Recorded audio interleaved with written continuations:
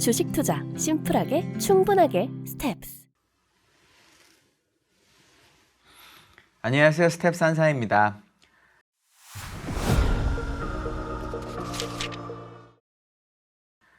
실리콘밸리 은행 파산했고요.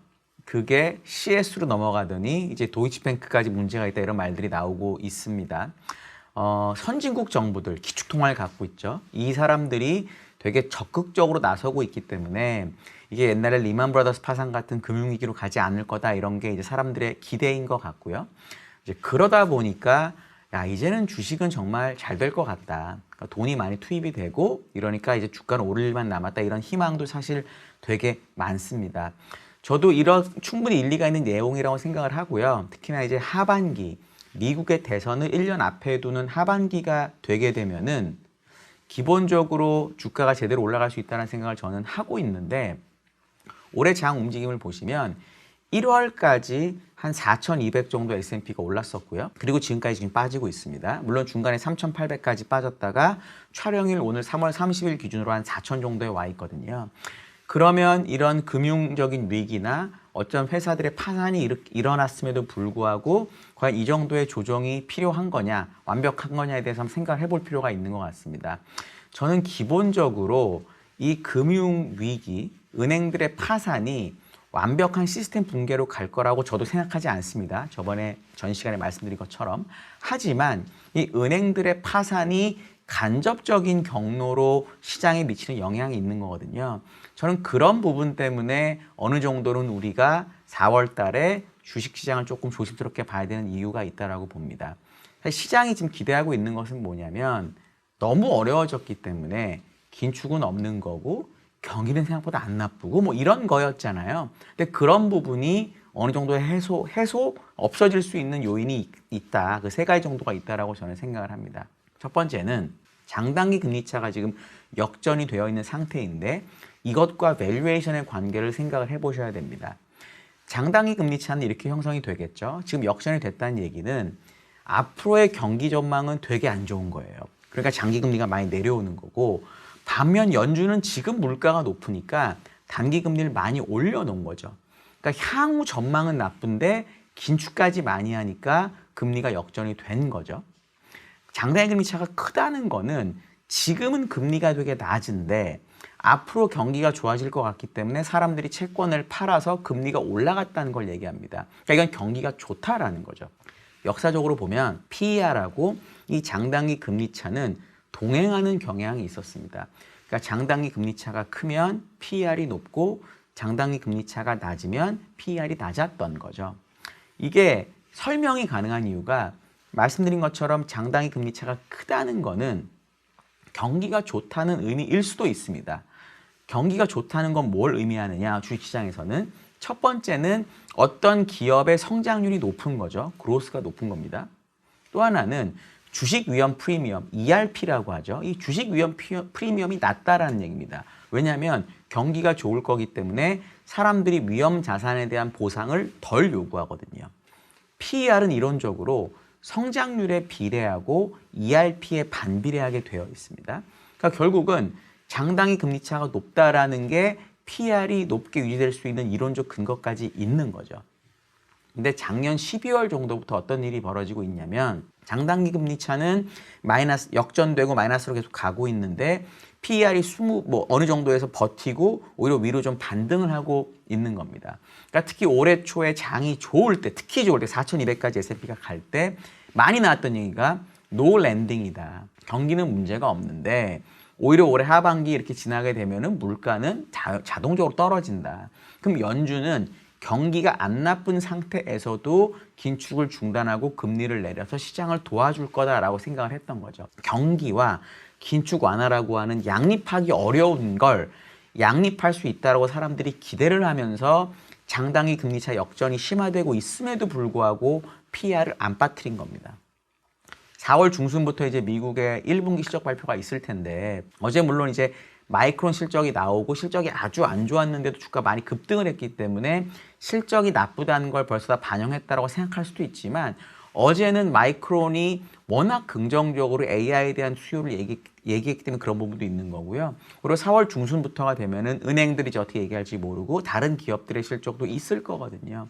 저는 그런 차원에서 실적이 나오는 과정에 PER이 한번 떨어지는 요인이 있을 수 있다라고 저는 보고 있습니다. 두 번째는 은행들의 대출 태도입니다. 매 분기에 연방준비제도에서 이 대출 태도 지수라는 걸 조사해서 발표를 하는데요. 가장 최신으로 발표가 된 거는 1월 달 데이터입니다. 1월 달 수치는 결국은 3월에 실리콘밸리 은행의 파산이 반영이 안 된 대출 태도 지수인데 현재 긴축적으로 얼마나 대출을 할 거냐에 대한 데이터가 리만이나 코로나 때보다 살짝 낮지만 지난 두 분기 동안 무지하게 올라왔습니다.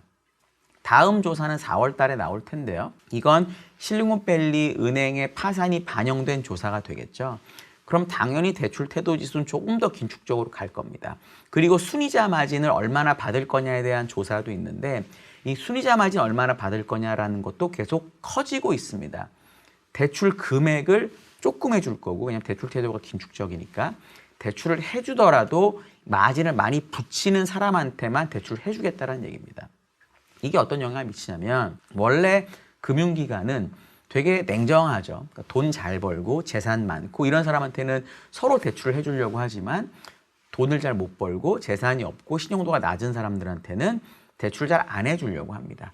그나마 경기가 좋고 장단기 금리 차가 막 확대돼 있을 때 은행들의 마진이 좋을 것 같을 때는 그나마 해주는데요. 그게 이제 리만 사태 전에 막 장 좋을 때였죠. 지금처럼 되게 추워지는 상태가 되면 저소득층부터 대출을 꺼릴 수밖에 없습니다.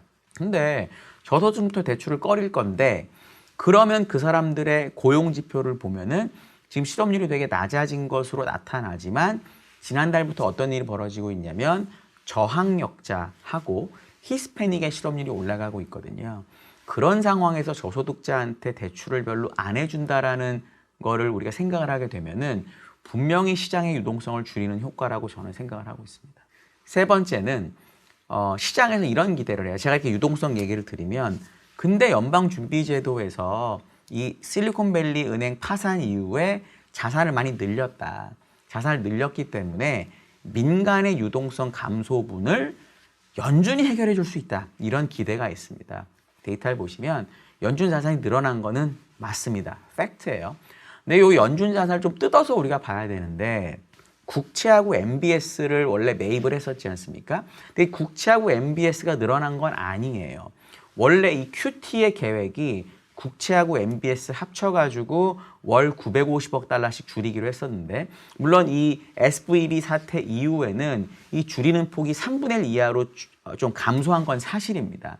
하지만 여전히 MBS하고 국채 규모는 줄고 있어요. 자산이 어디서 늘었냐? 기타 대출, 그러니까 국채하고 MBS 말고 또 자산, 대출해 준 것도 자산이잖아요. 연준도 은행이니까 이 기타 대출 자산이 많이 늘었습니다. 이 기타 대출 자산이 뭐냐? SVB 사태 터지고 은행들이 가지고 있는 채권의 가치가 많이 떨어지면 내가 그걸 채권 가치 많이 쳐주고 대출해 줄게 이거거든요. 그럼 잘 생각해 보시면 제가 은행 경영자예요. 경영자입니다. 제가 갖고 있는 채권을 맡기고 돈을 빌려왔어요. 이걸 가지고 민간의 유동성을 공급할 거냐에 대해서 고민해 봐야 됩니다. 이 돈은 예금을 달라고 할 때를 대비하기 위해서 받아놓은 거거든요.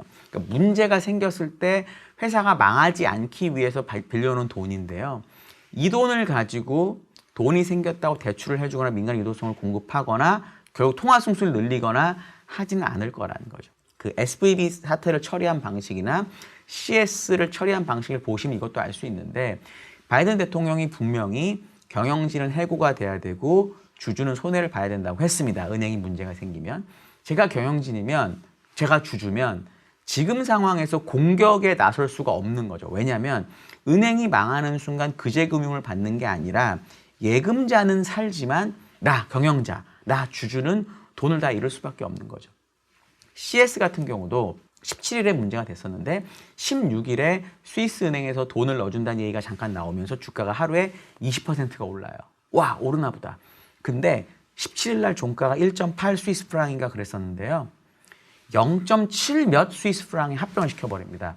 그리고 IR 자료나 이런 전문 자료를 찾아보면 원래 합병 같은 경우에는 주주총회가 있어야 되는데 정부가 금융기관이 문제였기 때문에 정부가 알아서 했다. 이런 내용이 나오거든요. 이게 맞다면 나는 경영자는 주주는 지금 해야 될 일은 오케이 돈 생겼으니까 대출해 이게 아니라 요 돈을 잘 가지고 예금을 달라는 사람이 있으면 열심히 갚아줘야 되겠다. 그래서 내가 망하지 않고 내가 잘리지 말아야 되겠다 생각을 한다는 거죠. 그러니까 연준 자산 중에서 기타 대출이 늘었다고 해서 이게 줄어든 민간 유동성을 공급할 수 있다고 생각하는 것은 저는 좀 무리가 있다고 생각을 합니다. 그래서 저희는 이제 4월 전망 자료가 며칠 전에 나왔는데 기본적으로 4월 달에 S&P 500 지수를 3,700에서 4,100으로 보고요. 전고점이 4,100 몇십이었는데 그거보다 소폭 낮은 정도가 고점이라고 보고 저점은 전저점, 올해 전저점이 3,800이었거든요. 그거보다 100포인트 정도 아래로. 그러니까 쉽게 말하면 올해 레벨이 3,800, 4,200이었는데 그거보다 100포인트씩 떨어지는 정도로 보고 있습니다. 밸류에이션이든 어닝이든 유동성이든 모든 면에서 약간은 그렇게 보는 게 맞지 않을까라고 저는 생각을 하고 있습니다. 오늘 제가 드린 말씀에 대해서 뭐 질문 있으시거나 뭐 의견 있으시면 댓글 달아주시면 제가 잘 보고 답변 드리거나 의견 드리거나 하겠습니다. 감사합니다.